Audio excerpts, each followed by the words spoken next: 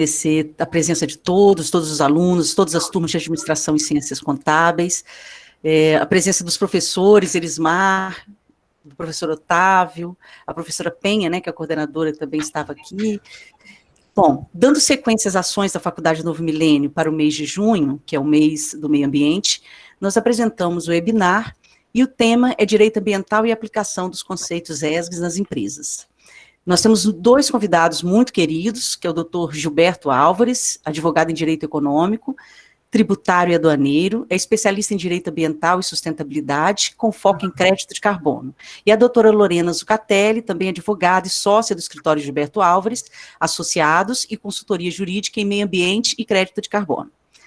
E para brilhantar ainda mais o nosso encontro, nós teremos a participação também do nosso querido coordenador, que é o professor João Martes, que irá abordar os impactos socioeconômicos causados pelo rompimento das barragens no estado de Minas Gerais, nos anos de 2015, que é a barragem de Fundão e Mariana, e 2019, que é a barragem de Brumadinho, bem como os impactos, né, da paralisação das atividades de mineração em Anchieta, aqui no Espírito Santo. Então, podemos, agradecendo então a presença de todos, e mais uma vez aos nossos convidados, né, que com muito carinho, aceitaram o nosso convite. Vamos iniciar, então, o nosso webinar. Com vocês agora. Boa noite a todos. Me chamo Gilberto Álvares dos Santos, advogado, especialista em Direito Econômico. Quero, antes de mais nada, agradecer o convite feito pela professora Renata, que certamente, em nome da Faculdade Novo Milênio, nos honrou com esta confiança. Quero agradecer aí a companhia e a participação do professor Geomartes, que conosco se encontra presente, vai lançar seu livro, e é uma honra estar no momento desse de lançamento de um livro tão importante para a situação conjuntural recente da nossa história de meio ambiente. Quero agradecer a doutora Lorena Zucatelli dos Santos, minha amiga, minha colega do escritório Gilberto Álvares, advogado associado, minha sócia, a quem eu quero reportar que tem um conhecimento profundo sobre essa área do direito ambiental, principalmente sustentabilidade e o ESG. E com isso, então, espero que durante esse trabalho do dia de hoje, professora Renata, a gente possa efetivamente contribuir com todo esse momento que o país e o mundo está vivendo, com relação à questão do direito ambiental e com relação à questão do meio ambiente e ecologia. Bom, antes do Dr. Gilberto dar início à palestra dele, eu gostaria de também agradecer ao convite de todos para estar aqui hoje nessa noite e dizer que eu estou muito feliz de participar do encerramento da Semana de Meio Ambiente, aqui da Faculdade Novo Milênio, juntamente com a professora Renata Frecchiani, o professor Geomartes Larraz. Então, é um orgulho e uma felicidade muito grande estar aqui nesta sexta-feira, e agradecer a vocês, né, que na sexta-feira à noite estão aqui conosco para participar desse evento e ouvir um pouquinho do que a gente tem para falar sobre direito ambiental, sobre sustentabilidade e o novo conceito ESG, né, das empresas. Então, agradeço e boa apresentação para todos. Pode dar início, Gilberto. Já direto? Então, vamos lá, então.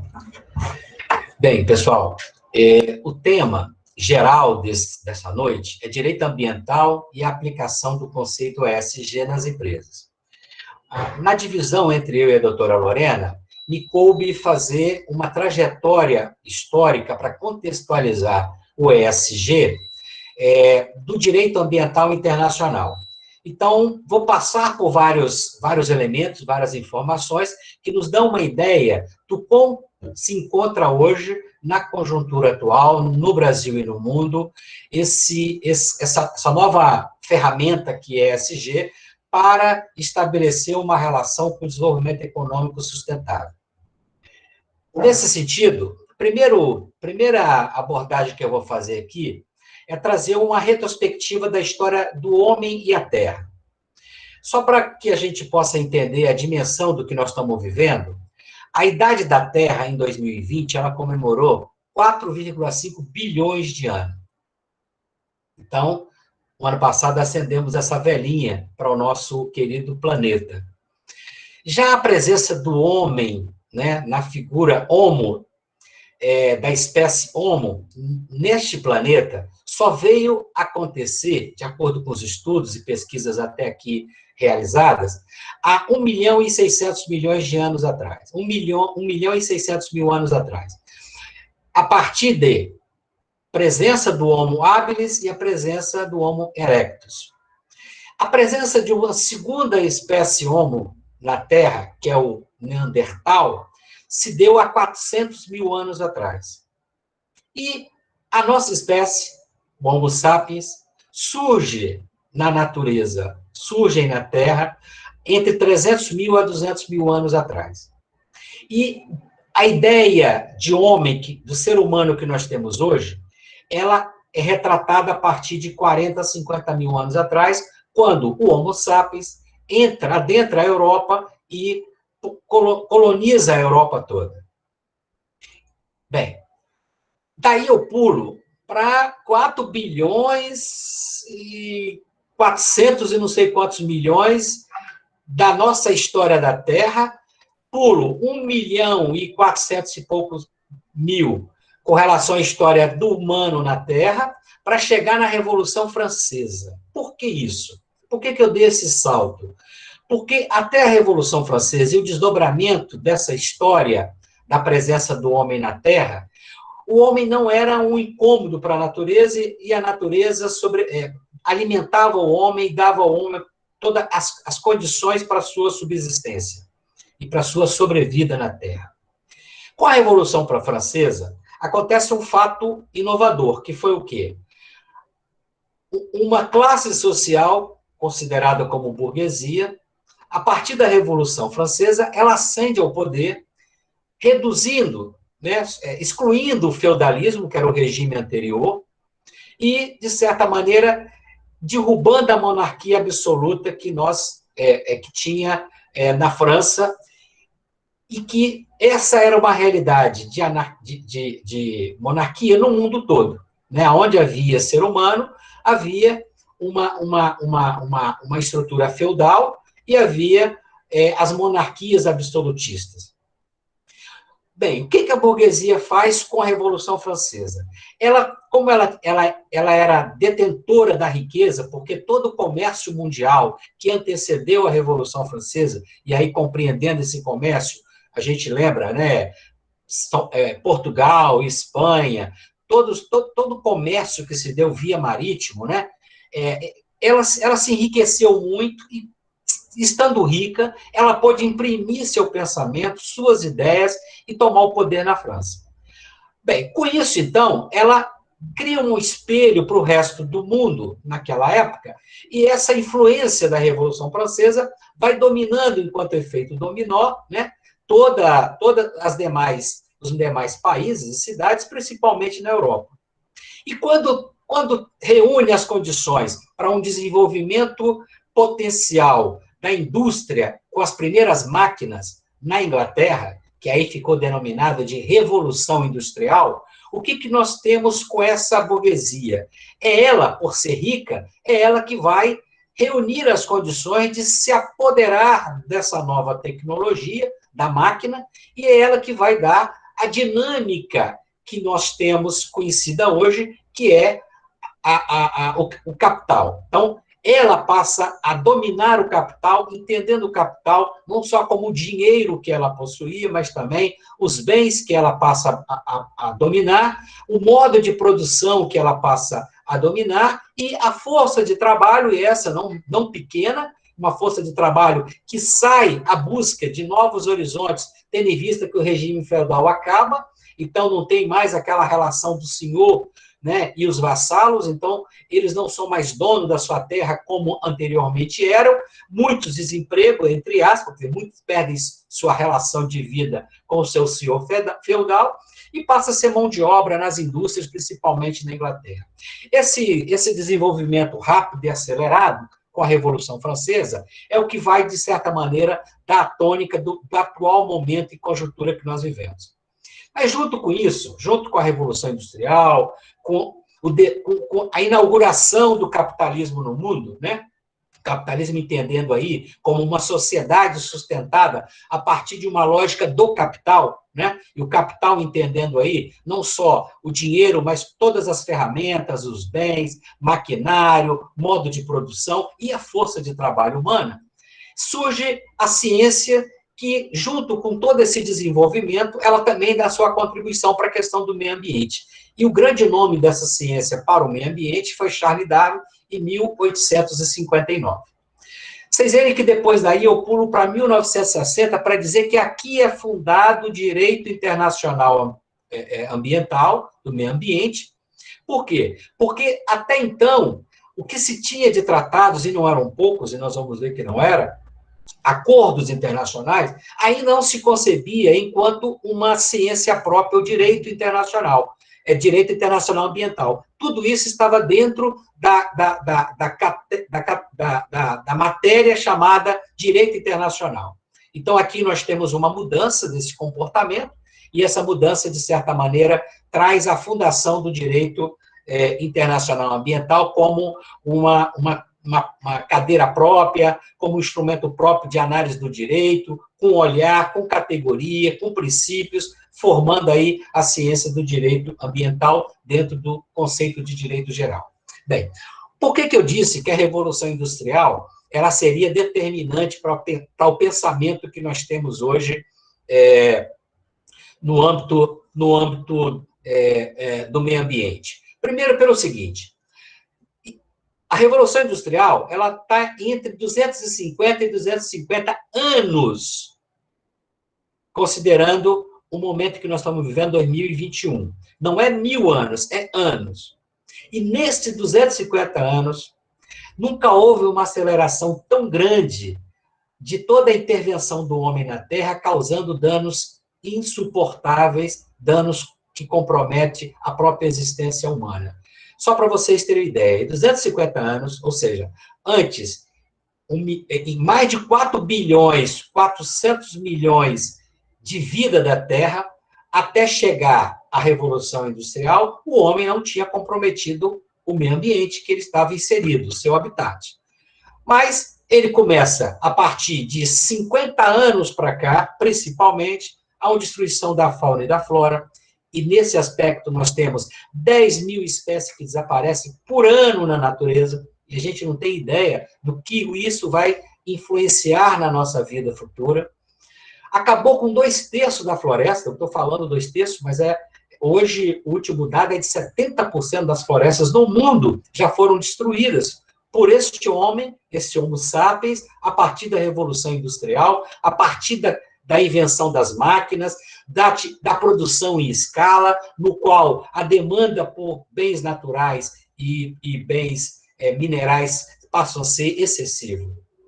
Nós temos até uma influência direta da nossa intervenção na natureza, destruindo a camada de ozônio, ou seja, em um determinado momento, para no nosso bem-estar, nós construímos geladeiras e ar refrigerado, que tinha um gás que não dizia respeito à nossa saúde de imediato, mas começou a comprometer a camada de ozônio.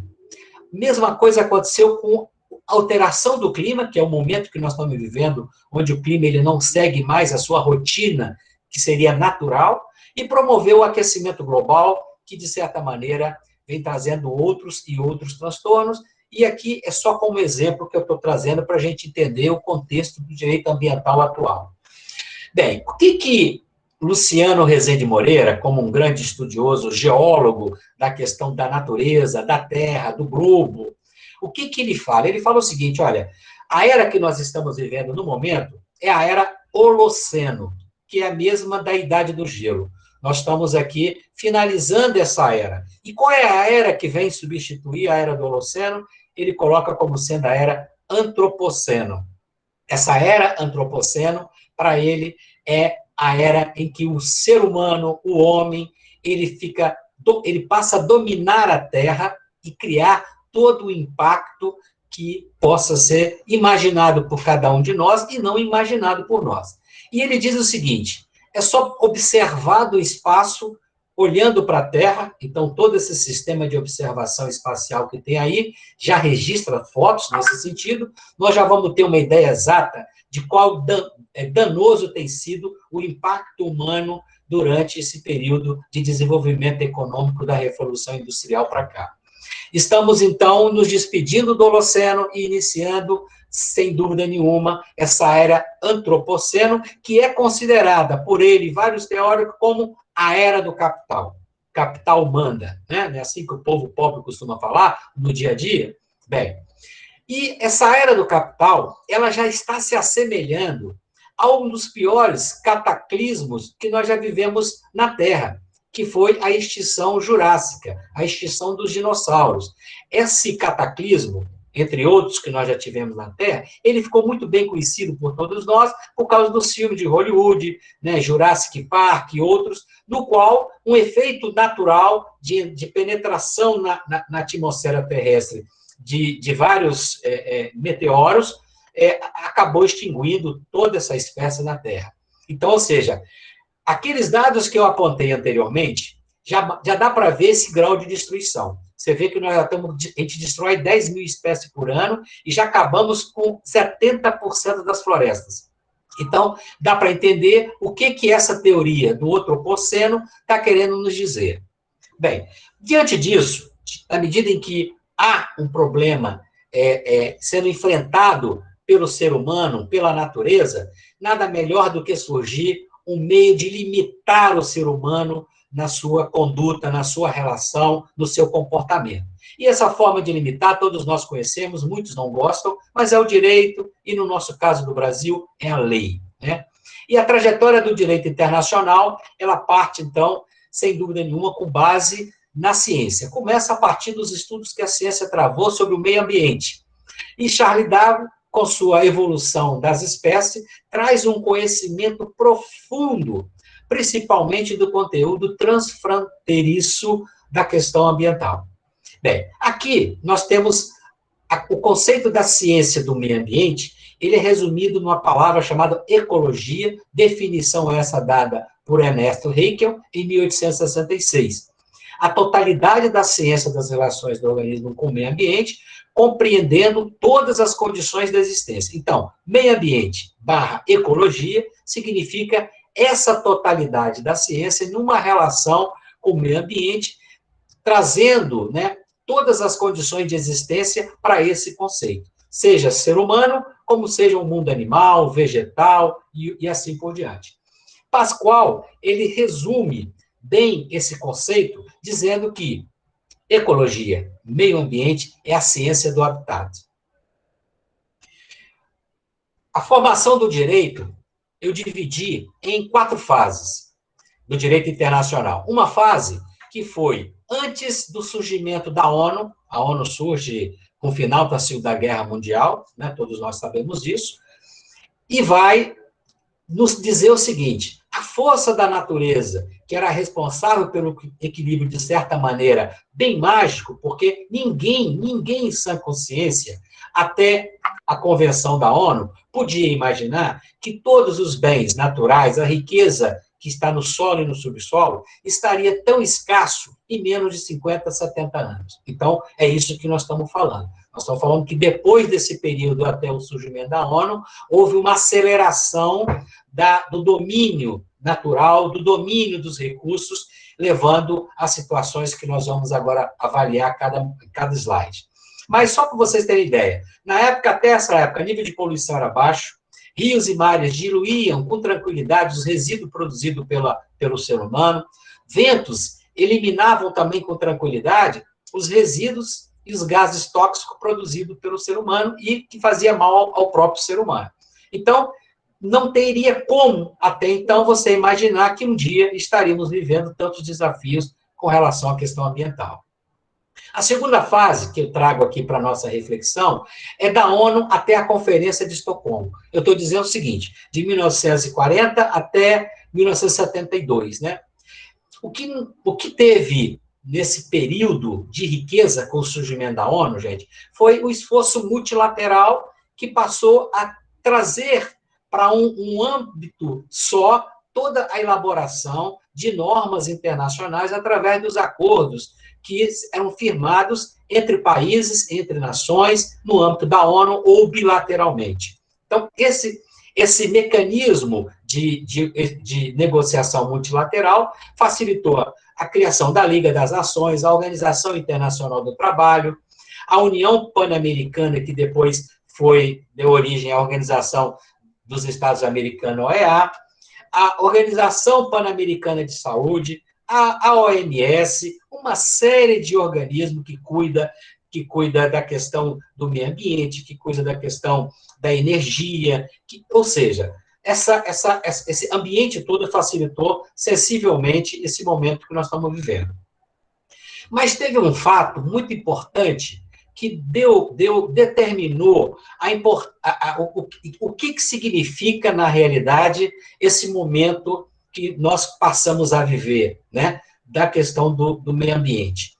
Um conflito entre Canadá e Estados Unidos se deu em virtude de uma empresa canadense, né, está fazendo sua produção próximo dos limites dos Estados Unidos, e toda a poluição, todos os particulares invadia o território americano, comprometendo a saúde do povo americano daquela região.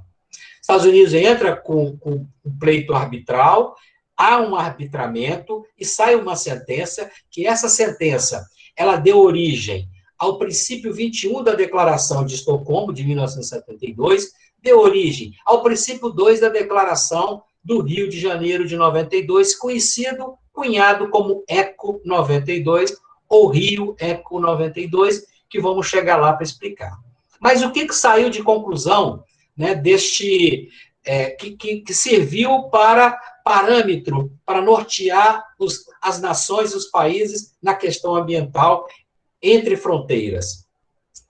A resolução é: os Estados, de conformidade com a Carta das Nações Unidas e com os princípios do direito internacional, os Estados, têm o direito soberano de explorar seus próprios recursos segundo suas próprias políticas de meio ambiente e desenvolvimento. Aqui está a autodeterminação dos povos. Então, essa resolução, ela reafirma a autodeterminação de cada país, de cada povo, cuidar, né, da sua própria política de meio ambiente e desenvolvimento. Mas diz que a responsabilidade é igual de assegurar que as atividades sob a jurisdição e o controle não comprometam o meio ambiente de outros estados. Então, com isso, você já viu que o direito surge para criar uma limitação essa que, de certa maneira, permite que haja uma convivência harmônica sempre que possível. O que nós temos na Conferência de Estocolmo? Em 1960, nós temos o nascimento do direito enquanto um corpo, né, de ciência, pensando como que o direito ambiental se comporta no mundo em termos de leis, fóruns em que se discute, qual é a regra processual, o que cada país tem de direito e qual que não tem. O cidadão comum se envolve na discussão política internacional e a opinião pública passa a se interessar por questões de preservação da vida selvagem, por questão de poluição, e com isso tem também, neste período antes de Estocolmo, nós temos o papel das organizações não governamentais que passam a cumprir um papel importante no cenário mundial e no cenário dos debates sobre a questão ambiental.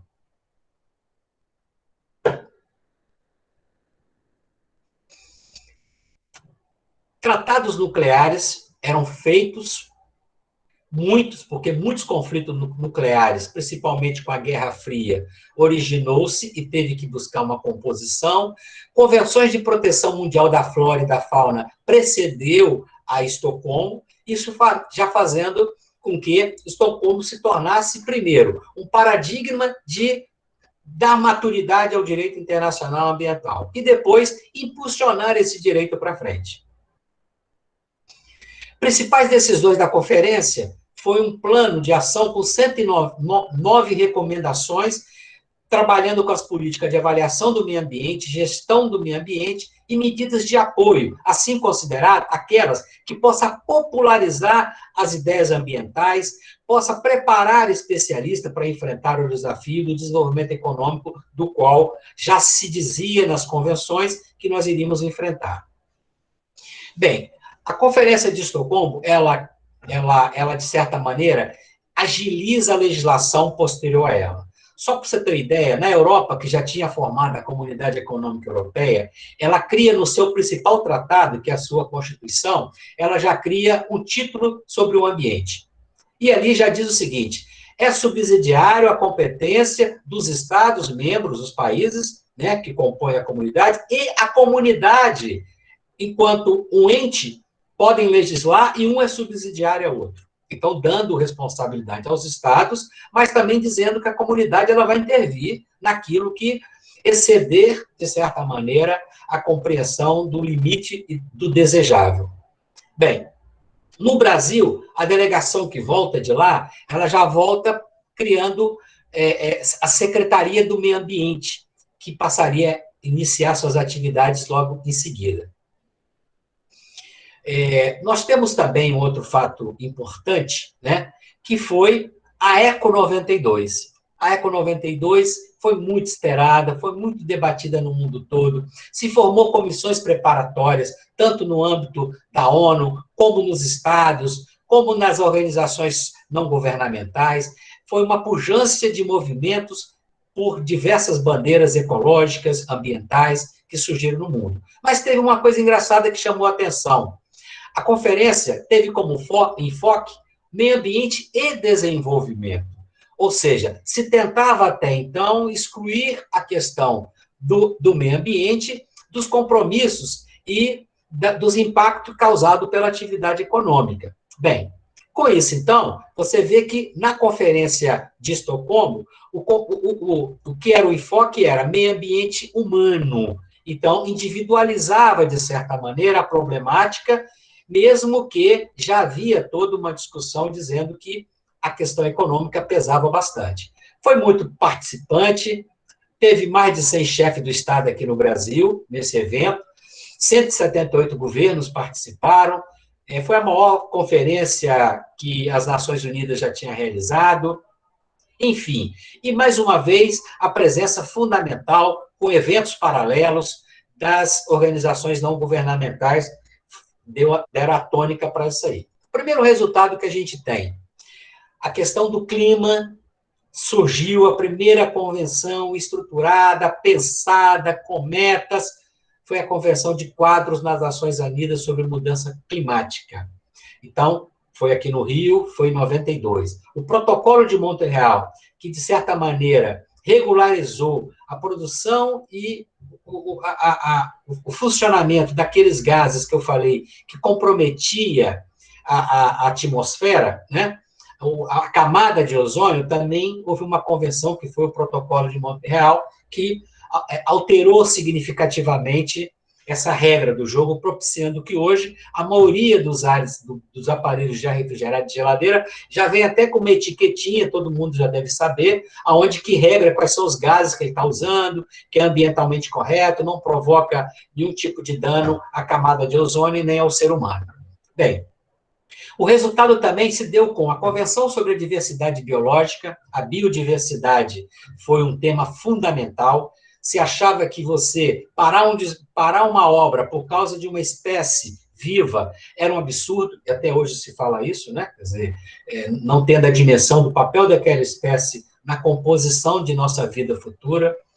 Declaração do Rio de Janeiro sobre o meio ambiente, declaração de princípios sobre florestas, Agenda 21, que isso foi muito importante. A Eco 92 traçou uma agenda até para o século 21, que é o que nós estamos vivendo. Tá? E como destaque, nós tivemos que os estados passariam a ser obrigados a fomentar, a incentivar a proteção das comunidades indígenas e dos povos tradicionais, permitindo que eles tivessem uma participação maior e pudessem decidir sobre as questões envolvendo a vida deles. Segundo, uma polêmica que já era notada em Estocolmo, que foi o conflito entre países em desenvolvimento e países desenvolvidos, tendo em vista que os países em desenvolvimento entendiam que o país já desenvolvido já tinha destruído todo o seu patrimônio natural, seu meio ambiente, e que agora não podia impor limitações aos países em desenvolvimento, criando, então, aí várias tentativas de pagamento, de indenização, para se manter o meio ambiente íntegro dos países em desenvolvimento e estes não perderem com a sua limitação do seu desenvolvimento. A Declaração do Rio também trouxe um outro fato muito importante. Várias legislações hoje incorporadas ao direito ambiental do nosso país e do mundo surgiu em 92 com o princípio do poluidor-pagador, ou seja, quem polui, paga. Isso não é mais tributo que vai vir para todos nós pagarmos. Princípio da prevenção, então você é melhor prevenir do que remediar, já dizia nossos pais, nossos avós. A integração da proteção ao meio ambiente em todas as esferas da atividade normativa do Estado. Então, não se tinha que pensar o Estado normatizando só no âmbito federal, mas tinha que ser também estadual, também tinha que ser municipal. Aplicação dos estudos de impacto ambiental para qualquer projeto de desenvolvimento. E essa questão dos custos externos, que era o quê? Quem polui vai ter que assumir para dentro dos seus custos, dentro do seu lucro, os custos daquela poluição. Bem, com isso a gente passa para a evolução do direito ambiental no Brasil e como que todo esse movimento internacional influenciou de forma determinante o direito no Brasil. Eu chamo a atenção para um fato. A arte que está aí é um globo saindo uma árvore do meio dele. E não foi à toa que eu trouxe essa arte. Por quê? Porque desde o primeiro momento, das primeiras leis no Brasil, logo com Dom João e a monarquia no Brasil, nós já vamos ver que a primeira preocupação era com a questão da árvore, era com a floresta. Mas essas primeiras preocupações, eu digo ali, aquelas de 1605 até 1797, era de proteção do pau-brasil, proteção dos rios, de nascentes e encostas. Mas não era porque você estava protegendo o meio ambiente para ser um bem daquela época e para a futura geração. Não. Era porque era terras dos reis, do rei, da coroa, e ele queria proteger suas terras de invasores, de quem ocupava, ele queria dominar o comércio como dominou do pau-brasil, e assim por diante. Outra fase importante do direito ambiental no Brasil foi de 1850 a 1967. O foco, mais uma vez, foi uso e ocupação da terra, a água e as florestas. Neste caso, tem como destaque, tem como reconhecimento a primeira reserva florestal em 1911, criado no território do Acre. E até hoje, essa reserva florestal ela existe. O Estatuto da Terra foi um outro elemento construído de legislação, em 1964, 65. A Constituição Federal de 67, ela avança em quê? Nessa questão ambiental. Ela traz as competências dos estados e município e da União em particular para legislar sobre meio ambiente, permitindo que ambas possam serem complementares e serem concorrentes naquilo que passa a ser competência exclusiva de um e de outro. De 1975 a 1992, ou seja, até a ECO 92, nós tivemos a Política Nacional do Meio Ambiente, que está em vigor até hoje. Em 1981 foi produzida essa norma. As leis de crimes ambientais, em 1998, e coroou esse período todo a nossa Constituição Federal de 1982, de 1988. Me desculpe, porque eu já estou ficando aqui já com a voz faltando por causa da água. Essa Constituição, conhecida como Constituição do Cidadão, ela trouxe um novo ambiente para a discussão e para o regramento do direito ambiental no Brasil. Foi avançadíssima e, com isso, então, ela permite que a gente vá avançando a cada momento em várias normas e em vários conceitos que possa permitir que a gente tenha hoje uma das melhores legislações ambientais do mundo. Mas isso só não basta. Se não vivermos de metas, nós não saberemos o que devemos fazer e quais são os compromissos que nós temos que assumir na questão do direito ambiental, na preservação do meio ambiente e para a solução de vários problemas ambientais. Para isso, se lançou o Objetivo do Desenvolvimento Sustentável, que é para até 2030, que a doutora Lorena vai tratar disso com uma forma muito fácil, mas esses objetivos, de certa maneira, ele vem enfrentar os problemas da água, da escassez hídrica, e isso tem a ver com floresta, tem a ver com ar, tem a ver com biodiversidade, tem a ver com proteção de animal. Ele vem atacar, que eu digo, vem buscar enfrentar, né, o debate e com soluções para a atmosfera e clima, e para isso que mais hoje nos tira da centralidade, da tranquilidade, é o controle das emissões de CO2 e a energia limpa. O principal emissor do Brasil hoje de CO2, o Brasil tem um compromisso de reduzir 45% do CO2, e para reduzir esse total de emissões, né, que nós produzimos, a nossa principal fonte poluidora são as queimadas das nossas florestas. Só para vocês terem uma ideia, o quanto de CO2 que a gente emite no mundo, e por isso que o mundo também preocupa-se com as queimadas de nossas florestas.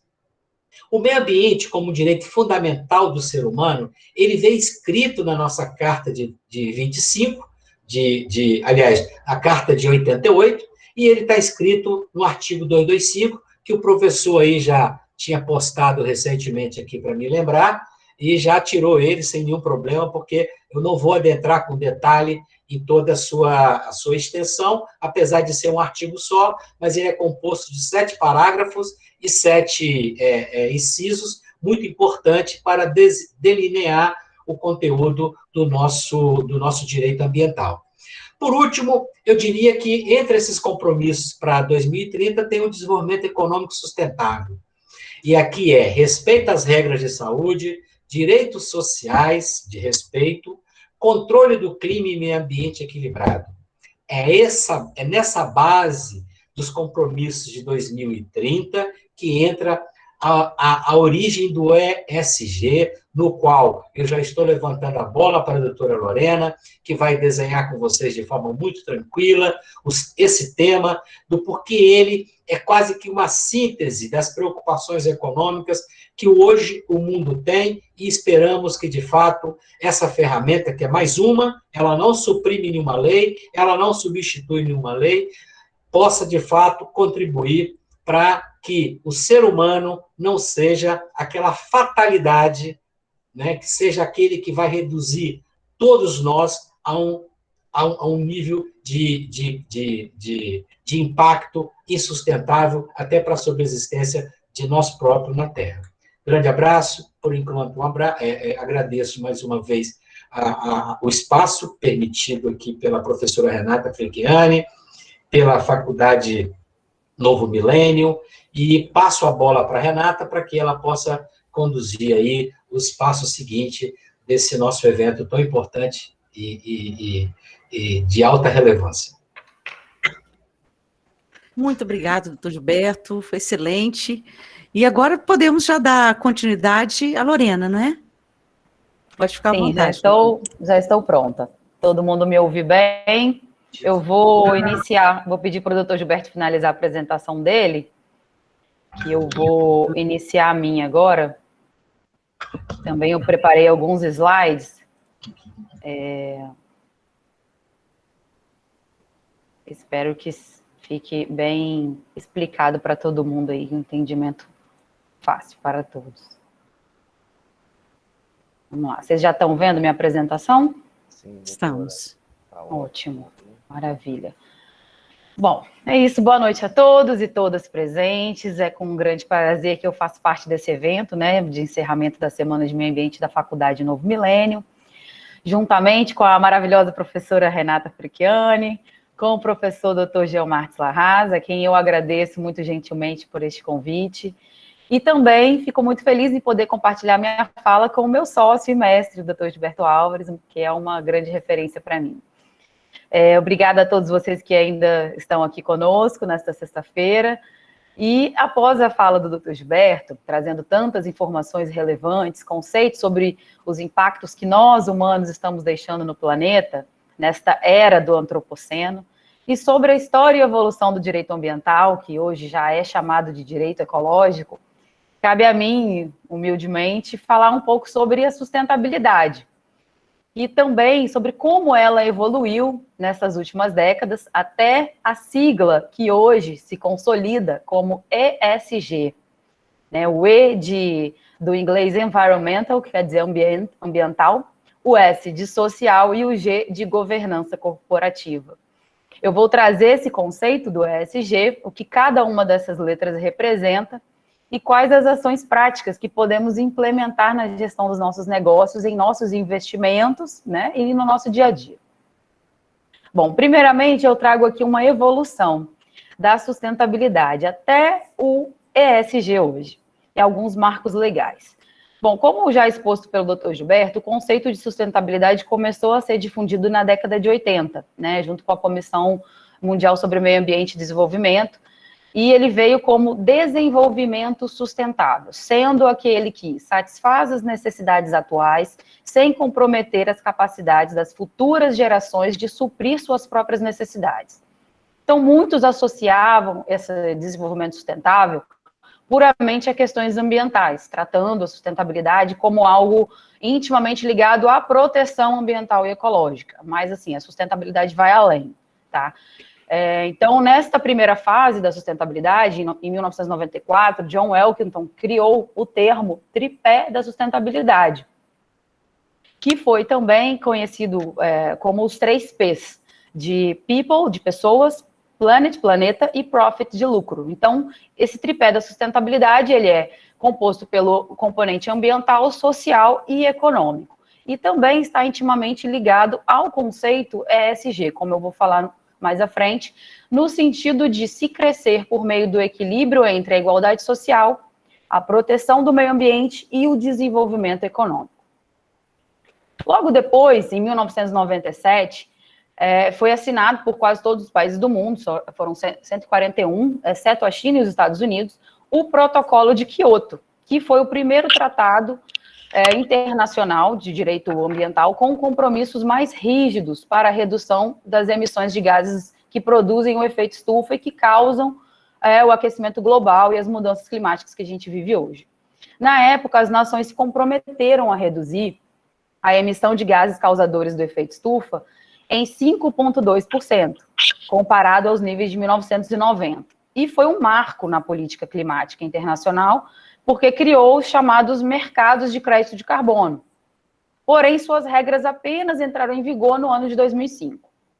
Bom, passando um pouco aí da evolução da sustentabilidade, na sua segunda fase, ocorreu a preocupação que antes era apenas com as questões ambientais, essa preocupação evoluiu também para as questões sociais. Então, uma cultura de filantropia, voluntariado, doações a ONGs, responsabilidade social dentro das grandes organizações, então mais voltadas para o terceiro setor, e aí o aumento com a preocupação com as questões sociais, né, responsabilidades sociais, também ambientais, porém ainda um pouco desconectada do cerne do negócio, do centro da empresa. E também foi, nessa época, surgiu, em 99, um índice, começou a dar indícios de que vinha por aí os critérios ESG, quando a Dow Jones, que é a Bolsa Americana de Nova York, de valores, criou um índice de sustentabilidade, como o primeiro indicador da performance financeira de empresas líderes em sustentabilidade a nível global. Então, aqui no Brasil também, a gente já tem um índice de sustentabilidade empresarial, da B3, na Bolsa de Valores, e ele avalia justamente a sustentabilidade corporativa, baseada na eficiência econômica, no equilíbrio ambiental, na justiça social e na governança, que são todos pilares do ESG, como eu vou chegar lá.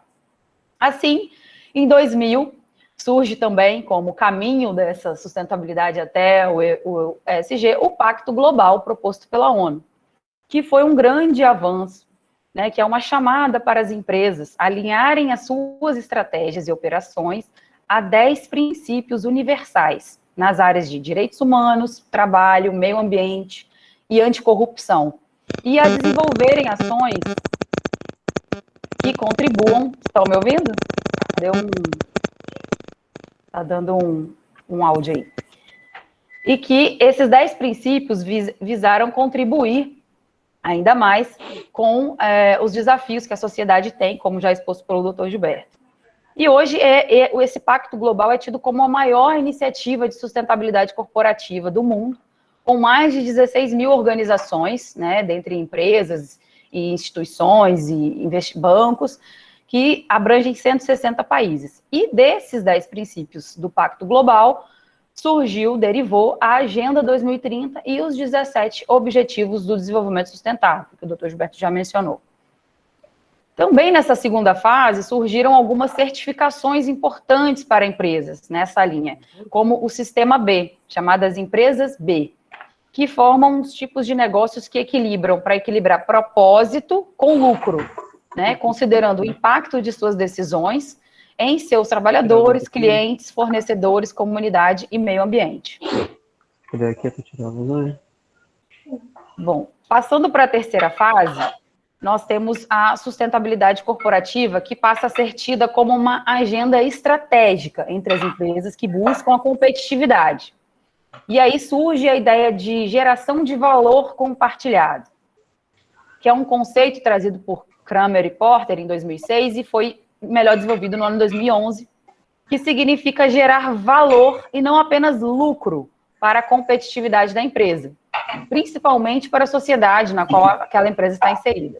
Eu acho que tem uma câmera, um microfone de alguém ligado aí que está fazendo um barulhinho. Se puder desligar, por favor. Tenho, até mandei mensagem já. Obrigada. E assim, dando sequência nessa última fase da sustentabilidade, que da evolução da sustentabilidade, em 2015, a ONU adota a Agenda 2030, intitulada Transformando o Nosso Mundo. E ela estabeleceu 17 Objetivos do Desenvolvimento Sustentável, os ODS, com 169 metas a serem atingidas até 2030.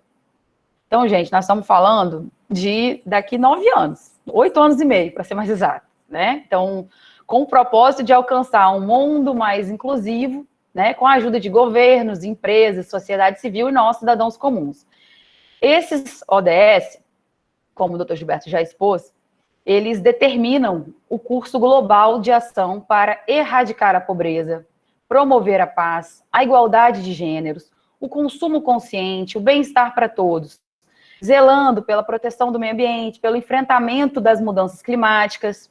Então, esses objetivos, eles vêm, e as suas 169 metas, eles vêm para mapear o caminho para que nós possamos alcançar um ambiente sustentável. E, embora ele seja de natureza global e aplicável universalmente, eles dependem para que, né, sejam bem-sucedidos, que essas ações e políticas, eles dependem de ações e políticas nos âmbitos regionais e locais, ou seja, aqui no município, na sua comunidade, na sua empresa, na sua casa, né, que você aplique esses objetivos dentro da sua realidade, de cada mundinho nosso. Tendo em vista que essas necessidades e carências são muitas vezes diferentes, né, de cada realidade pequena do que em cada lugar do mundo.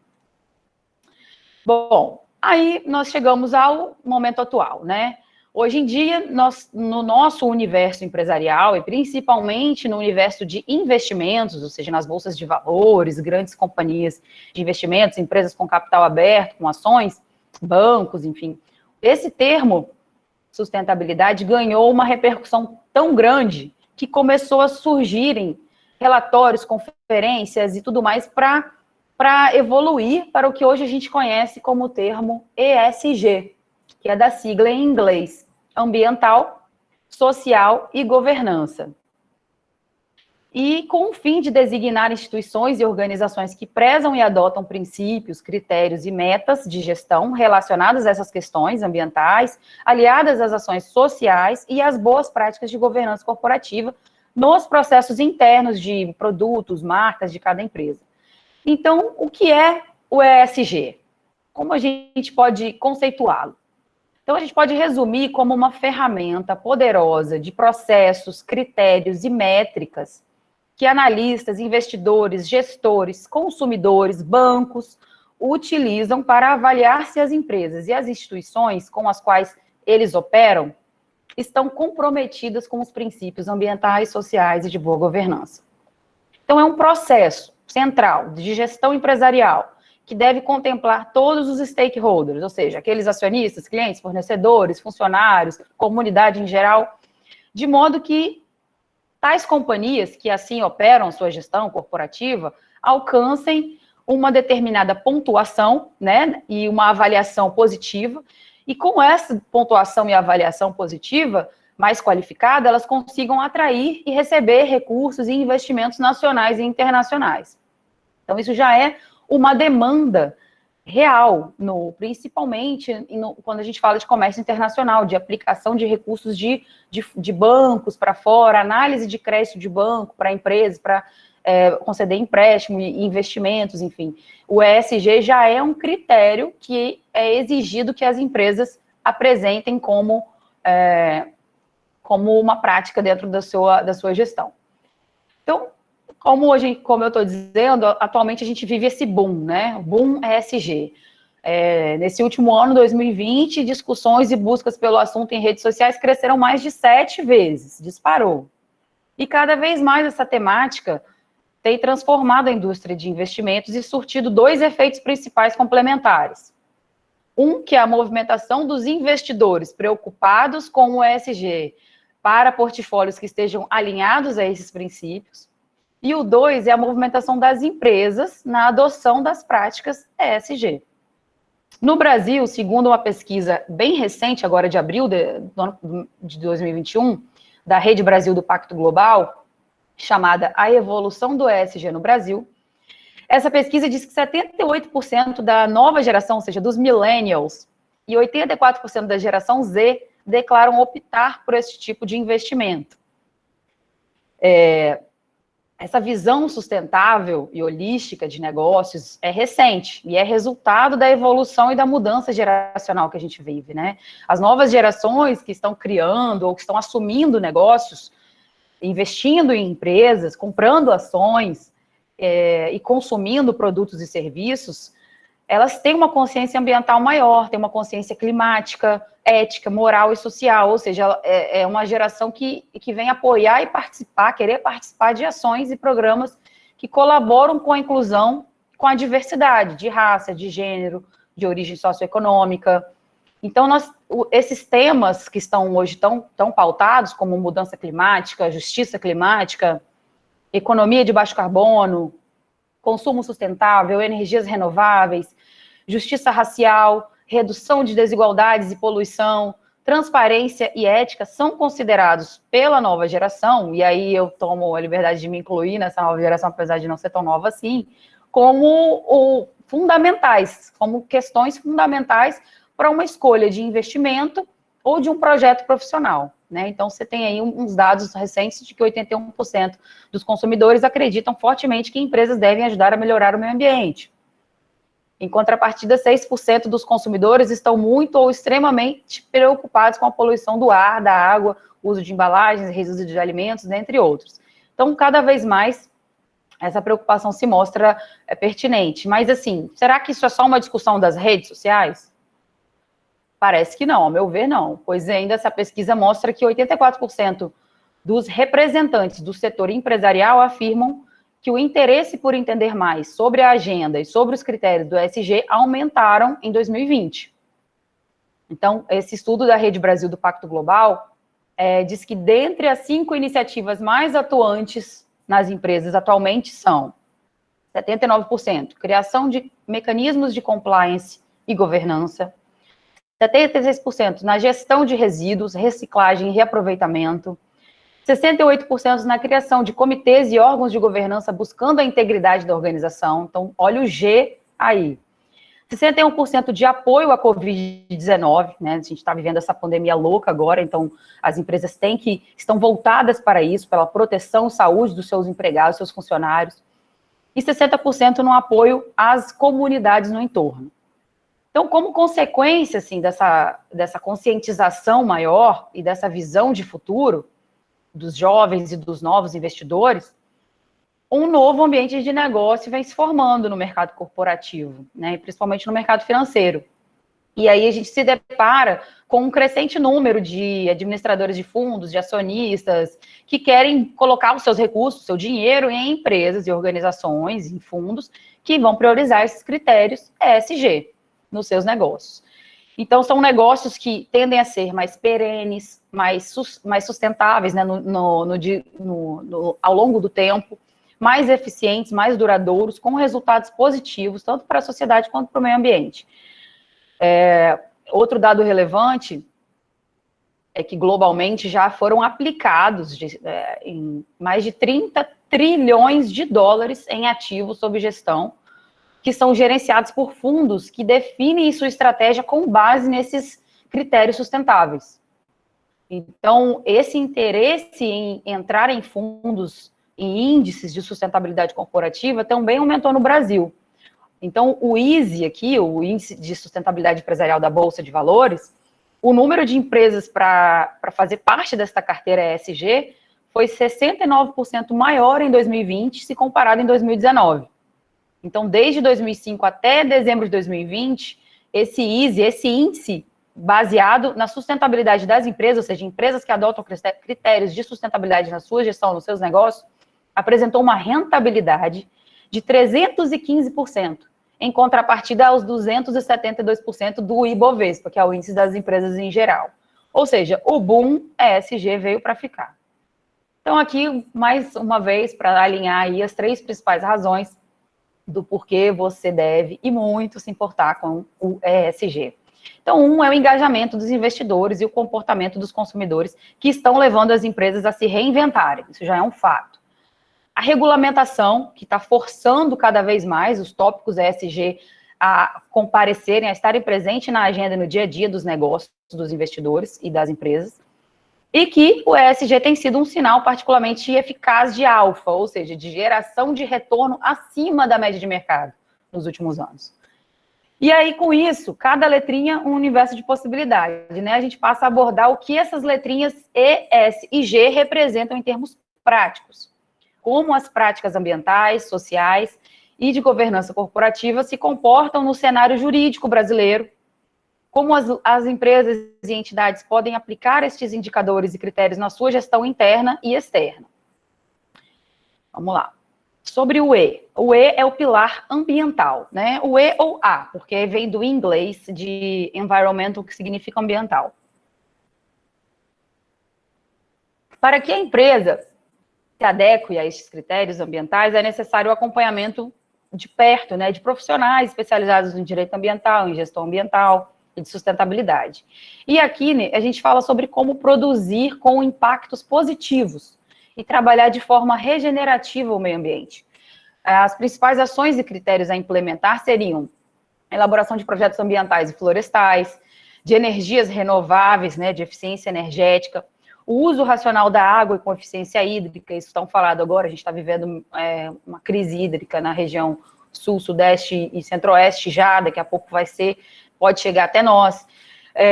Processos de regularização ambiental corporativa, que englobem licenciamento ambiental e urbanístico, elaboração de estudos de impacto ambiental, negociação de termos de ajuste de conduta junto a ministérios públicos e outros órgãos ambientais fiscalizadores, acompanhamento de processos administrativos nos órgãos ambientais, condução de autos de infração, né, de licenciamento, de regularização, e atuação judicial também em algum caso de ação de civil pública, que possa vir a ser movida contra a empresa. Também falamos aqui, nesse pilar ambiental, da destinação de resíduos sólidos e logística reversa. E aqui eu abro um parênteses para elogiar o trabalho que a turma do 7º período de administração da professora Renata vem desenvolvendo, que é chamado Não Descarte Essa Ideia. É uma campanha de conscientização sobre lixo eletrônico. E com o aumento assim, exponencial do uso de eletrônicos e cada vez mais esses equipamentos se tornando descartáveis mais cedo e mais rápido, muita gente tem dúvida do que fazer com esse equipamento velho, né? Computador, televisão, celular, pilhas, enfim. Esses tipos de produtos possuem metais em sua composição e seu descarte incorreto pode trazer grandes impactos negativos ao meio ambiente, como a contaminação do solo. E aí veio a Política Nacional de Resíduos Sólidos, criada em 2010, é uma lei, que estabelece a elaboração de uma logística reversa, ou seja, cada empresa que tiver um produto que gere esse tipo de resíduo, ela tem que criar um plano de logística reversa para que seja descartado esse tipo de lixo, ou seja, quem fabricou, né, tem que dar as condições de ou recolher esse resíduo ou recebê-lo de volta em algum ponto de coleta após o fim da vida útil. Mas aí a gente enfrenta uma dificuldade muito grande de achar entidades e prefeituras que recolham esse tipo de resíduo eletrônico, né? Até mesmo os postos de coleta a gente não encontra facilmente, né? Eu tive conversando com a professora Renata e ela me falou que eles têm procurado pontos para divulgar e realmente tem essa dificuldade. A prefeitura de Vitória, por exemplo, ainda não tem um programa de coleta de lixo eletrônico implementado. Então, são situações que no dia a dia têm que ser ajustadas. Avançando ainda no pilar ambiental, outra prática fundamental, né, no ESG é o tema relacionado às mudanças climáticas, aos projetos de compensação de emissões de gases de efeito estufa e o mercado de crédito de carbono. Nesse caso, eu abro outro parênteses para falar que as empresas e os países precisam reduzir suas emissões de gases de efeito estufa para atingir metas climáticas que foram colocadas no Acordo de Paris em 2015. E nesse Acordo de Paris, mais de 190 países participaram e concordaram em limitar o aquecimento global a menos de 2 graus Celsius, ou seja, de preferência até 1,5 graus até 2050. Só que uma pesquisa divulgada em maio agora pela Organização Meteorológica Mundial alertou que há 40% de chances de que o crescimento da temperatura global ultrapasse esse 1,5 grau até 2025, ou seja, daqui a 4 anos.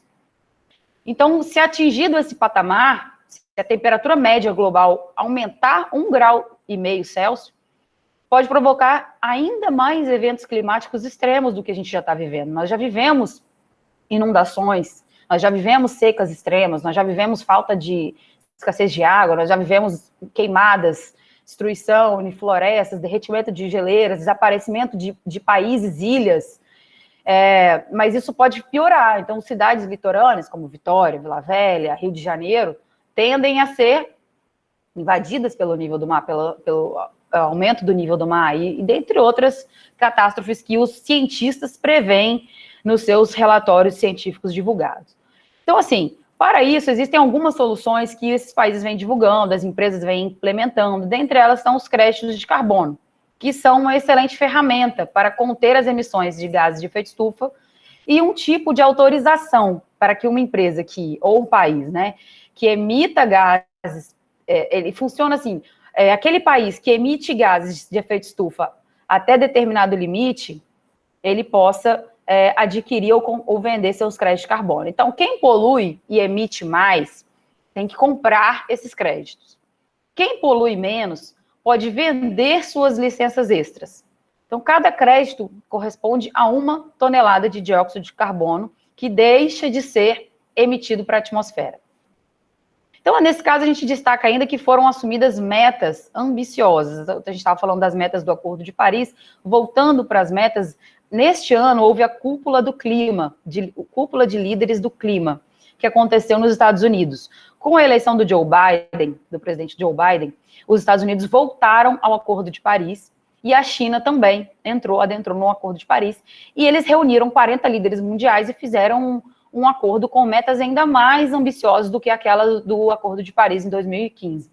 E eles se comprometeram a redução das emissões de gases de efeito estufa até 2030. Ficou mais ou menos assim. A União Europeia, com 55% de redução do total de suas emissões atuais em 2030. A China promete diminuir de 60% a 65%. Os Estados Unidos, 50%. O Brasil apresentou uma meta de 43% de redução. E o Canadá, 40% a 45%. São dados de alguns países mais relevantes, só para vocês tomarem conhecimento. Então, são temas ligados ao meio ambiente que são da pauta do dia, da ordem do dia, né? E, além desses, outras medidas que as instituições podem adotar são o uso de combustíveis, né, de biocombustíveis, e aí eu destaco uma ferramenta que foi criada recentemente pelo Ministério de Minas e Energia no programa RenovaBio, que são as CBios, que podem ser equiparadas com os créditos de carbono. Então, é um projeto que prevê remunerar a produção sustentável de biocombustível e, de outro lado, obrigar distribuidoras de combustíveis fósseis a diminuir a sua pegada de carbono, por meio da compensação com os créditos. Então, cada CBio equivale também a 1 tonelada de carbono equivalente não liberado para a atmosfera. Além desses biocombustíveis, que é uma prática que pode ser adotada pelas empresas, foi recentemente aprovada a Lei 14.119, que é a Política Nacional de Pagamentos por Serviços Ambientais. E ela cria um mercado de serviços ambientais no Brasil, em que pagadores remuneram aqueles que prestam serviços de conservação de floresta nativa, como vigilância, monitoramento, combate a incêndios florestais, proteção de nascentes, proteção da biodiversidade e da natureza como um todo.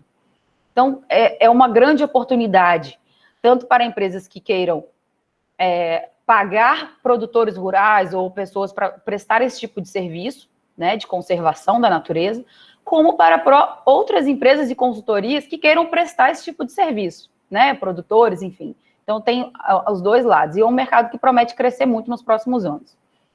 E, por fim, mas sem esgotar os vários outros tópicos deste pilar ambiental, eu destaco o uso e a substituição de tecnologias ditas sujas, como carvão, gasolina, diesel, termoelétricas, metais pesados, pelo uso de tecnologias limpas, que é, como já dito, o biocombustível, que é você usar o etanol brasileiro, por exemplo, carros elétricos, painéis solares, captação de água de chuva para reuso e outras práticas que podem ser adotadas tanto a nível corporativo quanto no nosso uso residencial também.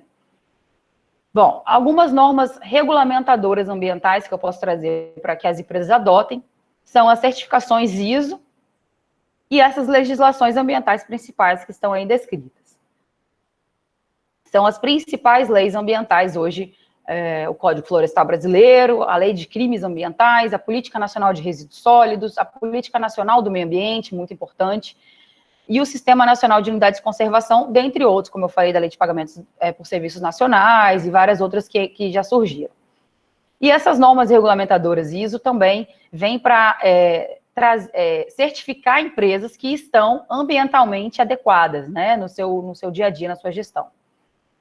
Bom, passando para o fator S, né, quando a gente fala de S, a gente fala de social, de sociedade, de pessoas, de olhar para dentro de nossas empresas, cuidar dos colaboradores, dos fornecedores, dos investidores e da comunidade, para que estejam muito engajados com o propósito, ou seja, com a missão da empresa. Então, é integrar no escopo e no dia a dia da organização pautas como bem-estar, diversidade cultural e de gênero, igualdade racial, LGBTQI+, ética, moral, saúde e segurança do trabalhador, direitos humanos, privacidade e proteção de dados, propriedade intelectual, como marcas e patentes. Então, todos esses assuntos, práticas, temas, se referem ao pilar social do ESG, o pilar S. E aí eu destaco algumas normas também regulamentadoras que podem ajudá-los na implementação dessas práticas e critérios nos seus negócios. Bom, e chegamos à letra G, de governança corporativa, né, o último pilar do ESG, que é conhecida como a dimensão econômica da sustentabilidade, né? Então, na sustentabilidade, a gente tem o tripé ambiental, social e econômico. No ESG, nós temos o ambiental, o social e o de governança, que equivale a essa dimensão econômico-financeira. Porque ele mede o desempenho das empresas, mas também inclui medidas adicionais, que permitem avaliar a qualidade dos sistemas de gestão de uma empresa, bem como sua capacidade para gerenciar riscos e oportunidades no longo prazo. Além da estruturação dos órgãos decisórios, a governança inclui também políticas, regras, controles internos de empresas, assim como auditoria e compliance. Então é isso, ela envolve o trabalho de forma ética, transparente, com políticas anticorrupção, planejamento societário e tributário, adequação aos critérios da Lei Geral de Proteção de Dados, práticas de prevenção e detecção de atos de natureza ilícita, auditorias, relatórios de sustentabilidade, programas de integridade e compliance, dentre outros. E aqui eu destaco as normas e legislações que tratam, né, do governança, como a do compliance, a lei anticorrupção e as ISOs 37001 e 37301. Aí a adequação à Lei Geral de Proteção de Dados, que mais uma vez aparece como um importante instrumento para atender às demandas sociais e de gestão de privacidade e equilíbrio do indivíduo. Então, a proteção de dados associada ao G do ESG, ela garante ao indivíduo o controle sobre suas informações pessoais e seus dados. E vem a ser um diferencial competitivo para as empresas. Então, pensar a LGPD aplicada é pensar o conceito base do ESG, né, com o indivíduo no centro da relação sociedade-corporação. Bom, por fim, eu gostaria de deixar um breve pensamento aí para vocês, uma reflexão de o desequilíbrio coletivo que o nosso planeta vem enfrentando, ele é representado pelo desequilíbrio profundo dos próprios indivíduos que compõem a nossa população mundial. Então, esse desequilíbrio, ele é acentuado com a evolução tecnológica, por exemplo, uma vez que o ser humano vem cada vez mais se afastando da natureza, que é onde tudo se origina, é o nosso ponto de equilíbrio, e cada vez mais focado em compras, consumo desenfreado, tecnologias e construções, indústria, enfim. Então, esse ego caracterizado na imagem, como o ser humano no topo, né, da pirâmide, ele vem de um antropocentrismo. É pensar que o homem é o centro de tudo. E enxergar em todo o restante apenas que estão ali para servi-lo, né? Que estão para servir a raça humana, todos os outros seres vivos. Quando não. Quando a gente fala em eco, a gente fala na consciência de si mesmo e da importância de cada pequena coisa no mundo. De entender que tudo tem alma. E que não somente a raça humana, mas todo o planeta, todos os seres vivos são essenciais para a manutenção do equilíbrio da Terra. Então, o ser humano no eco, ele é apenas mais um elemento que pertence ao complexo sistema da natureza. Então, entender essa posição se torna cada vez mais urgente, né? E aí eu concluo dizendo que a sustentabilidade, ou o ESG, ele significa nós termos o suficiente para todos, sempre. Então, com equilíbrio, com parcimônia e trazendo sempre o melhor de nós mesmos para o próximo e para a natureza. Bom, assim eu finalizo minha explanação, agradeço a todos, né? Deixo aqui algumas ações que nosso escritório, nossa consultoria desenvolve dentro do âmbito que eu falei aqui, do âmbito do ESG, de todos os 3 pilares. Agradeço a todos por terem me ouvido até agora, por estarem conosco até esse horário, né? E deixo aqui também meus contatos e sigam nossas redes sociais. E obrigada por todos os que estão presentes até agora. É isso. Agradeço. Obrigado, doutor Lorena. Muito obrigado. Doutor Gilberto, por todo o conhecimento, por toda a propriedade, né? Por todo investidor aí no conhecimento. Isso é admirável, né, doutor Gilberto, doutora Lorena? Nós somos aqui, professor Renato, os demais professores, articuladores de novos pesquisadores, de novos investidores desse meio ambiente sustentável, dessa vida, desse eco e desse ego que a doutora Lorena bem colocou aí.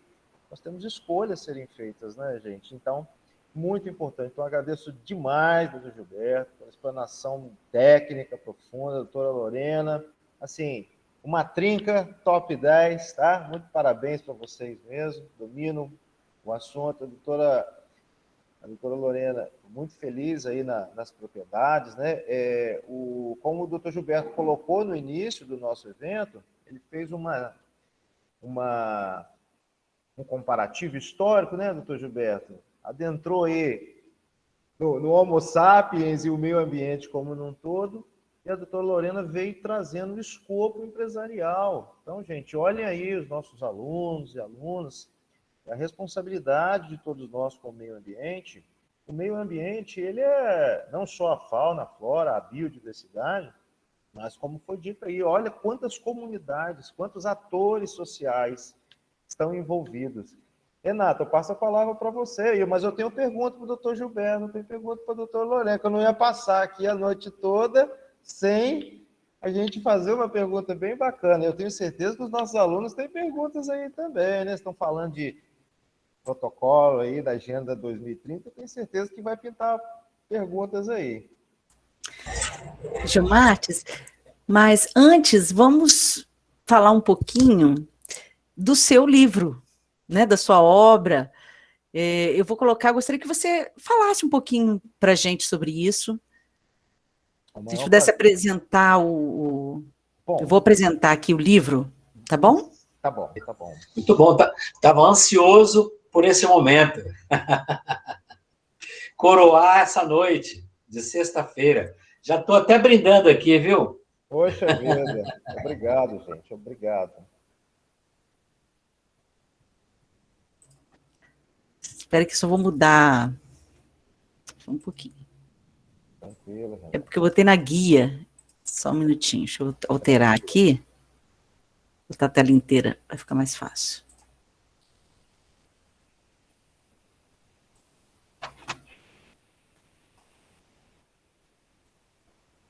Já estão conseguindo ver? Sim, sim, Renata. Sim. Ótimo. A gente já consegue usar. Deixa eu puxar aqui um pouquinho. Isso. Colegas, o que acontece, né, Renata? Obrigado pela oportunidade, né? Não é objeto de apresentar o livro, porque a noite foi riquíssima com a brilhante palestra, uma aula magna, né? Que os doutores trouxeram para nós aí, junto com a professora Renata. E eu agradeço imensamente. O que acontece com esse livro, né? Há muito tempo, né? Isso começou lá na graduação, e doutor Gilberto, doutora Lorena, a professora Renata também foi minha teacher, também foi minha professora. Lá em 2005, ela me deu aula de economia aqui na faculdade. Eu sou um aluno aqui da Faculdade Novo Milênio, né? Tenho duas formações aqui, uma em Direito e outra em Administração. E ao longo de toda essa cadeia de trabalho, né, eu milito tanto na advocacia, quanto na administração e na contabilidade também. Então, são áreas, né, que se associam, e a gente estimula, como eu já disse antes, nossos alunos, as nossas alunas, para buscarem aí as suas habilidades e competências para bem desenvolver trabalhos em prol da sua própria sustentabilidade, bem como a sociedade no todo, que carece, né, de excelentes profissionais com essas preocupações que nós temos aí, o meio ambiente é uma delas. Como, então, veio a surgir esse livro, né? Em 2018, a Faculdade Novo Milênio e a UVV, né, a Universidade de Vila Velha, fizeram uma parceria de integração e a gente foi aí se enveredar nos caminhos do mestrado, em março de 2018. Eu comecei o mestrado em Sociologia Política aqui na UVV, ao nosso lado. E dentro de muitas pesquisas, sempre foi uma área que eu gostei de atuar. Quando o doutor Gilberto estava fazendo colocações ali do princípio poluidor, pagador e outros mais, eu lembrei, inclusive, do TCC aqui na Faculdade Novo Milênio. Eu entabulei políticas públicas naquele ICMS ecológico, doutores, lá com pioneirismo, lá no Paraná, em 1991, governo Vitor Buarque, aqui no estado do Espírito Santo, sancionou uma legislação, isso está apenas no papel até hoje aqui no estado do Espírito Santo. ICMS ecológico é apenas linhas, não a prática, né? Que foi justamente a parte final, que a doutora Lorena foi fazendo colocações, né? Ao final. Então, no mestrado, a hora que chegou na linha de pesquisa definitiva, eu optei por falar aí da questão, focando o meio ambiente, focando as minhas áreas, né, de habilidade e competência, qual seja a contabilidade, o próprio direito, enfim. E aí tínhamos aí uma situação, até hoje, ontem teve uma matéria, a gente noticia isso, a gente fala isso com total tristeza, né? A barragem de Mariana, que está desativada, tem vários polos lá, né? São usinas, na verdade, em Mariana, na região de Bento Rodrigues, onde que, lamentavelmente, estourou, né? Arrebentou a barragem de Mariana em 2015, são complexos, chamado Complexo Alegria. Esse complexo chamado Alegria são várias usinas, e uma delas, há 2 dias atrás, há 3 dias no máximo, foi noticiado pelo Ministério Público do Trabalho e Ministério do Trabalho de Minas Gerais, para que aqueles funcionários que dão manutenção nessas barragens que estão desativadas fossem retirados dali, porque há iminência de risco de um novo rompimento, de um novo estouro. E aí, dentro desse escopo, com a minha orientadora, a doutora Viviane Mosini, me adentrei nesse caminho para a gente traçar um norte no sentido de analisar um desdobramento socioeconômico, ou seja, o trabalho tributação, o trabalho a sustentabilidade, a economia, com viés no rompimento. E até faço, se vocês me permitem, é um trocadilho, né, num bom sentido. O desenvolvimento, a tecnologia são importantes para a sociedade, né, para a humanidade como um todo, mas isso não pode ser a qualquer custo, não pode ter um preço alto. O meio ambiente é necessário para nossas vidas, para toda a biosfera, para todo ser, seja humano ou animal. E eu comecei esses caminhos, né, buscando fontes literárias dentro da sociologia, o básico, né, do Camus, Weber, Marx, Freud e outros. E a gente ali começou a entender o escopo de como iríamos abordar um acidente, né? Talvez aí o maior acidente socioambiental no Brasil, ceifou aí 19 pessoas, né, que faleceram em razão do desastre, mas que nós tivemos aí um despejo de mais de 60 milhões de metros cúbicos de lama de rejeito. E aonde eu ia falando no trocadilho, uma lama muito rica, agrega valor, gera emprego, gera renda, que é a polpa do minério de ferro, que trabalha um caminho de mais de 450 quilômetros por diversos municípios mineiros e capixaba, vem ele propulsionado por ar e água dentro de 3 mineriodutos, e ele desemboca aqui na cidade de Anchieta. Então, são 3 mineriodutos que transportam uma matéria-prima, qual seja o minério de ferro, e aqui na usina da Samarco, né, é transformada e agregada. Aí vem um boom, doutora Lorena, né, um boom dos commodities, né, no caso o minério de ferro, que transforma, lembrando, né, a Samarco tem aqui um porto de águas profundas que ela escoa automaticamente a sua autoprodução. Então, essa lama, ela traz um valor agregado, né? E um dos tópicos da pesquisa, Renata, e doutores e colegas, né, os nossos alunos, alunas, professores, um dos detalhes é que, lamentavelmente, a outra parte do rejeito não há um tratamento adequado, e a preocupação, e já vou encaminhando perguntas daqui a pouco, né? Será que nós vamos cumprir essa agenda 2030? Nós temos aí quase 170 metas, a doutora Lorena colocou, nós temos aí 9 anos para atingir, enfim, então é assustador, né? E aí a gente tem esse trabalho com esse escopo, a preocupação nesse sentido. Então, trabalhei com essa performance, né? Lembrando a todos, né? Em novembro de 2015, a barragem se rompe e ela percorreu aí mais de 600 quilômetros. E eu digo até, em algum artigo que eu já escrevi posteriormente, esse acidente, eu me responsabilizo porque eu estou falando, com base nas pesquisas científicas, esse acidente ele continua a acontecer. Mas como assim continua acontecendo? Foi em 2015? Não. O Rio Doce, né, e seus afluentes estão com uma letalidade, uma capacidade de metais muito pesados, metais letais a toda a biosfera, a fauna, a flora, e, por exemplo, quando nós temos momentos de tempestades, de chuvas, que há uma varrição, né? Ou seja, o leito do rio, há uma movimentação, todo esse metal pesado ele se movimenta, ou seja, ele continua a prosperar, reverberar a poluição. Então, a pesquisa foi se debruçando nesse sentido, no viés do acidente, né?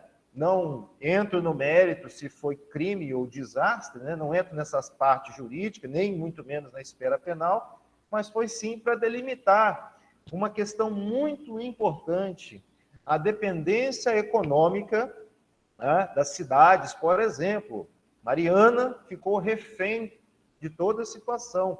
Mas lá em Mariana, por ser a usina, há uma tributação, né, uma forma de compensação por conta da escassez, né, de recursos, enfim. Então, aquela população acabou recebendo algum tipo de seguro. Não estou nem falando do acidente, da indenização da situação. Eu digo, o município ele conseguiu receber algum determinado valor como uma forma de compensar a dinâmica. Recentemente, com muito ativismo, com muita questão social, o Espírito Santo foi incluído no rol pelo Ministério Público de Minas Gerais, com uma atuação de se parabenizar também no Ministério Público aqui do Estado do Espírito Santo, os municípios capixabas, Colatina, Baixo Guandu, Linhares, também foram contemplados e arrolados nesse rol, no qual moradores daquelas regiões serão também contemplados com algum valor para amenizar um pouco o seu sofrimento, porque lembro, pessoas, as pessoas deixaram de ter suas atividades, o pescador, o ribeirinho, as plantações, como eu já falei, estão lá todas assodadas com esse metal pesado. E quanto tempo vai levar isso? 10, 20, 30, um século mais? Não sabemos. Pesquisas mostram diversos tipos de resultados, porque esse não é um material em composição, são vários materiais. Então, não dá para mensurar qual é o tempo estimado para se recuperar aquela região, aquela área. Então, sem mais delongas, a pesquisa se debruçou nessa questão e alavancou, né, a forte dependência econômica, que aqui, no caso do Espírito Santo, o município de Anchieta, Guarapari e adjacências, mantém em prol desse capital periférico, montado aí no final da década de 70, né, ou seja, a usina da Samarco, ela foi montada aí nos seus 40 e poucos anos, né? Lembrando-se, ela gera emprego, gera renda, isso é importante para a sociedade, mas volto a dizer, não pode ser a qualquer custo. Será que foram dimensionados, pesados, toda essa dinâmica? Certamente que não, né? Não sou contra o progresso, muito pelo contrário, a gente entende que é necessário, mas a gente vê que o enclave econômico e a dependência gerada por esse capitalismo, de forma tardia, é uma realidade social aí que foi muito bem tratada aí pelos nobres colegas, o doutor Gilberto e a doutora Lorena. Então, o livro se debruçou nessa dinâmica e trabalhei uma parte da arrecadação, obviamente, a paralisação da atividade da Samarco, ela impacta no PIB nacional, no PIB capixaba, como a própria divisão de sustentos, os municípios, principalmente Anchieta e adjacências, tiveram quedas de arrecadação estrondosas e isso impacta diretamente na saúde, na educação, na infraestrutura, na segurança. Sem dizer mais, basta você se dirigir a esses locais. Quem andava por essas regiões antes de 2015 e depois sabe muito bem do que eu estou dizendo, falta recursos, né? Inclusive, na pesquisa, a gente, quando foi aprofundá-la, visitamos, né, fizemos uma visita em loco, em diversos locais, e a prefeitura estava com algumas secretarias em funcionamento em locais de favor, porque não tinha sequer o recurso para pagar um aluguel. A escola, uma das escolas do centro, ali próximo ao Santuário de Anchieta, no final de 2019, ela estava numa casa desativada, mas estava de favor, porque o município não tinha uma sustentabilidade própria para se locomover. E aí voltam em empreendedorismo a sustentabilidade, ou seja, aquelas comunidades interioranas, voltando com a pecuária forte, com a pesca forte, que todos esses atributos foram certamente afetados. Então, é preciso olhar, sem sombra de dúvida, essa esfera da economia, do meio ambiente, da sustentabilidade, para que a gente possa contar história para essas e para as futuras gerações. Então, sem mais delongas, gente, é apenas ilustrar essa questão, né? Uma preocupação sociológica nesse sentido, né? E mostrar aos nossos alunos a responsabilidade social que todos nós temos com as nossas atividades.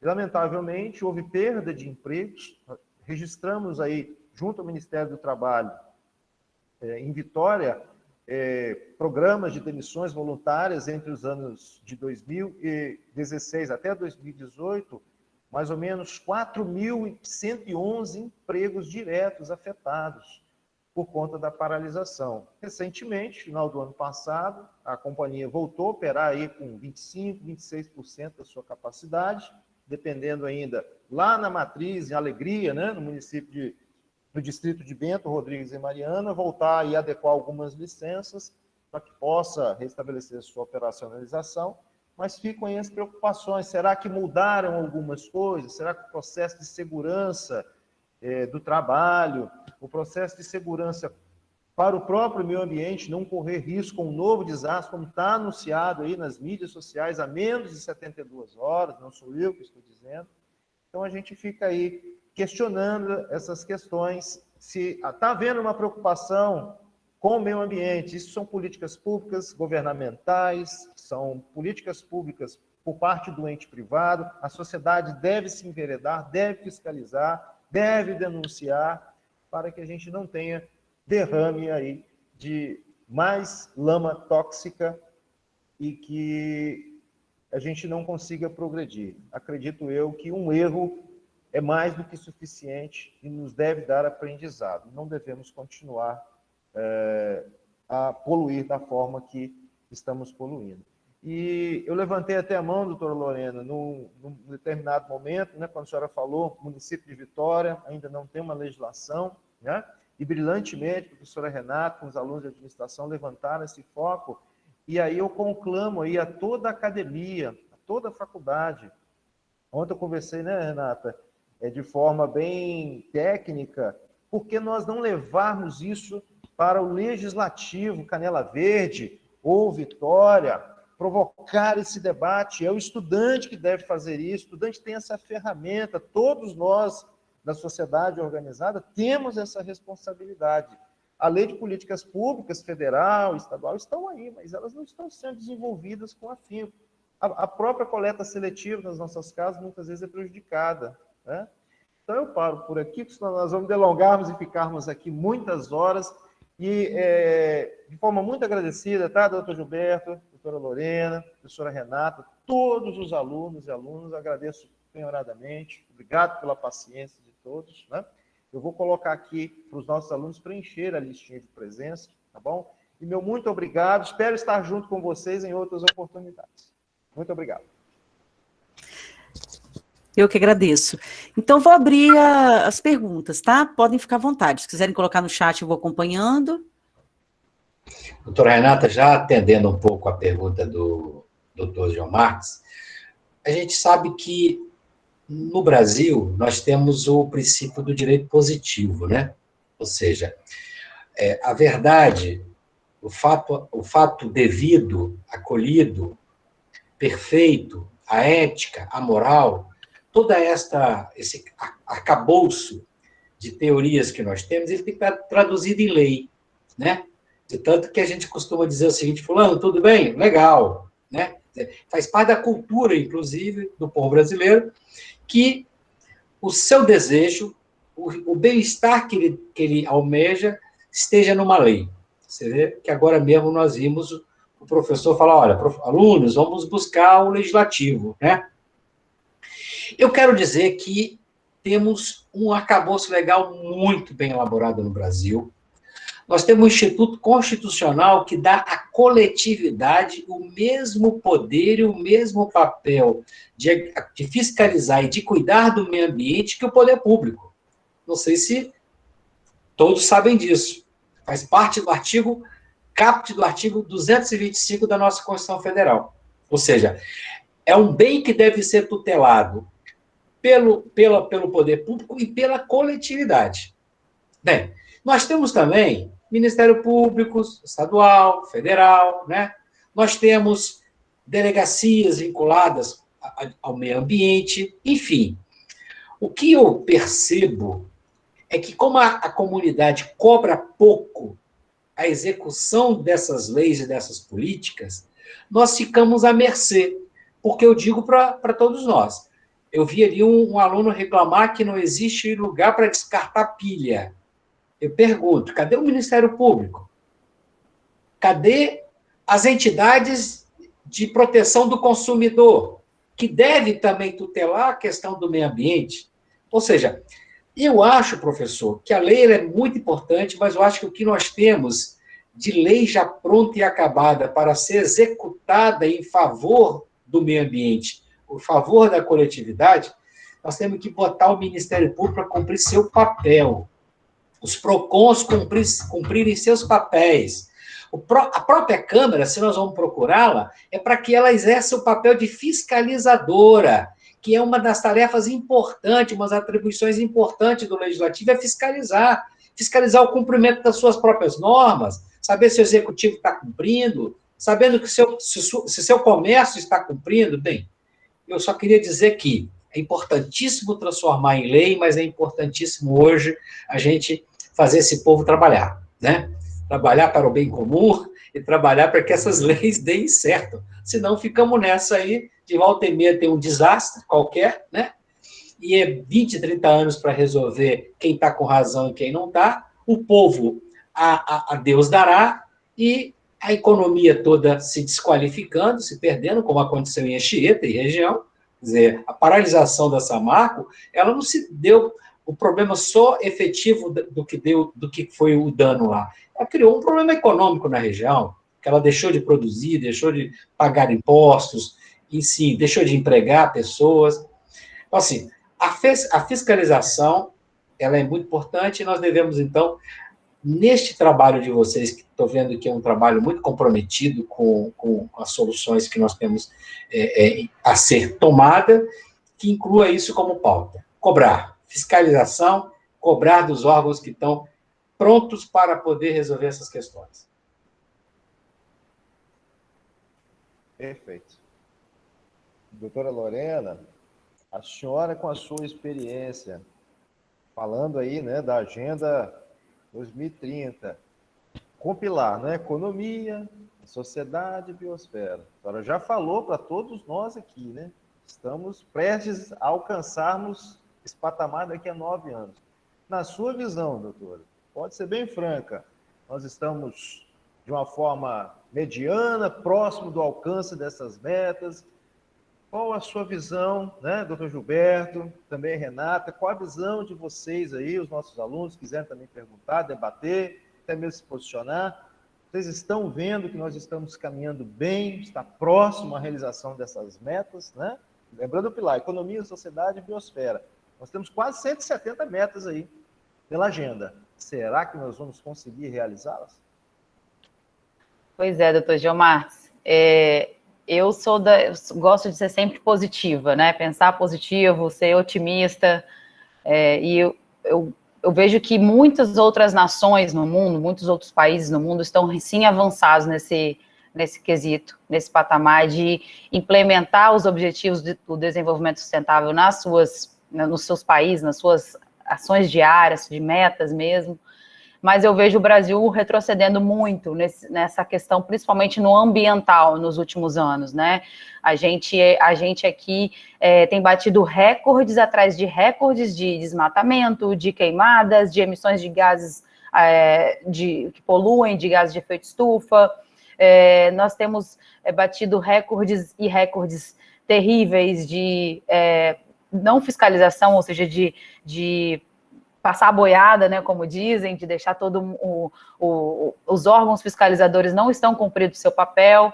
Então, nesse quesito, eu consigo ver um retrocesso no governo do Brasil nos últimos 4, 5 anos na questão ambiental. Então, o Brasil sempre foi referência mundial em todas as conferências sobre clima, sobre biodiversidade. O Brasil sempre foi referência mundial. E nos últimos anos a gente tem sido referência mundial em como não fazer, dando um mau exemplo, né? Então, assim, isso me deixa muito triste, e aí eu fico meio, será que nós realmente vamos conseguir? Falta tão pouco, né? A Agenda 2030, ela vence daqui a 8 anos e meio, né? Nós temos tanto a fazer, tanto a cumprir, e é uma coisa que, mas eu acho que também, além da gente pensar na esfera federal, a nível federal, a gente tem que pensar na esfera estadual, municipal, e dentro das nossas empresas, dentro das nossas casas, que nós podemos fazer para melhorar? Então, isso que o doutor Gilberto falou, que vocês falaram de pedir que o cidadão, o povo, cobrar do município, cobrar do Estado, políticas, né? Políticas a implementação da política de resíduo sólido, a implementação da política de mudanças climáticas, todas essas leis existem, a gente tem aqui no estado do Espírito Santo. O Espírito Santo é até pioneiro nisso. O Vila Velha já está um pouco deixando a desejar nesses termos. Vitória também, a gente está tudo bem parado, ainda mais com essa transição agora de governos, né? De gestão.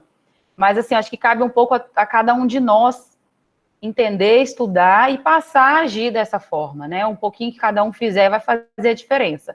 Mas, pensando a nível federal, eu fico desanimada. A nível global, tem muitos países que estão realmente muito comprometidos. A exemplo da China e dos Estados Unidos, apesar de serem um dos maiores emissores de gases do mundo, eles agora entraram, pelo jeito, para valer nessas metas climáticas mais ambiciosas. Então, isso traz esperança, por outro lado. Muito bem. Mais alguém? Tem alguém mais com a mãozinha levantada? Deixa eu olhar aqui. Algum aluno quer fazer alguma abordagem? Edilson.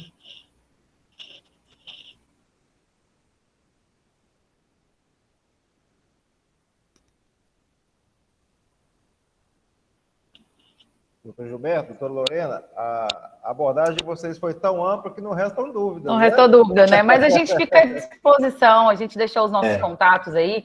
Quem quiser tirar alguma dúvida por e-mail, por rede social, ou ligar, bater um papo, a gente fica à disposição aí para outras oportunidades de conversa, de troca. E, afinal de contas, também sextou, né? Verdade. Fomos todos valentes aqui, né? Que os meninos estão todos aqui, estão valentes. Verdade. Foi muito bom mesmo. Gente, nós aqui agradecemos, eu, em particular, agradeço a oportunidade, agradeço a professora Renata, ao professor João Marcos. Eu acho que ilustra bem essa discussão, o quanto que nós devemos estender a nossa preocupação efetiva sobre a questão ambiental, a questão da sustentabilidade, os pilares da sustentabilidade. E é isso aí. Tamo junto e até a próxima oportunidade. Uma ótima noite a todos. Muito obrigado, pessoal. Um ótimo fim de semana. Cuidem-se. Vamos caminhar para a próxima. Isso aí, obrigado, ótimo. tá, gente? Renata, muito obrigado por toda Agradeço a coordenação, todos. mediação, tá? Parabéns pelo livro. Isso. Obrigado, gente. Obrigado. Parabéns para todos. Parabéns pra Obrigada todos. pela oportunidade. Parabéns Bom aos fim de nossos semana alunos. e boa noite. Parabéns aos nossos alunos pela Isso. Sim, Verdade. brilhantes alunos. Com certeza. Parabéns para a todos eles. Positivo. Assim. Alô. Um abraço Obrigada. a todos. Tchau, Uma tchau. boa Um noite. abraço, gente. Tchau, Tchau, tchau, tchau. pessoal. Tchau. Muito obrigada. Obrigado a todos.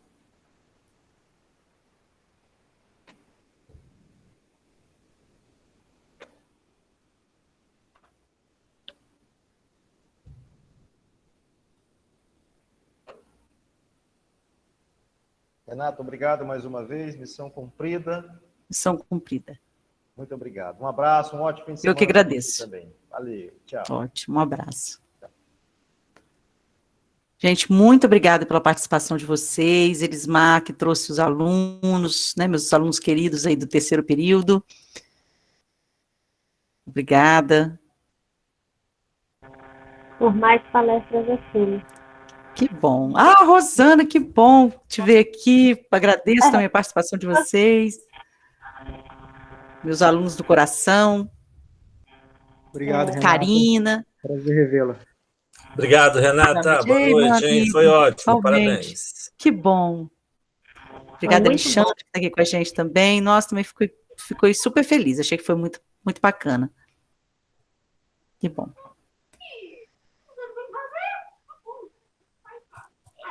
Eu vou tentar, mas não segurar a água, porque ela caiu. Eu vou interromper a gravação.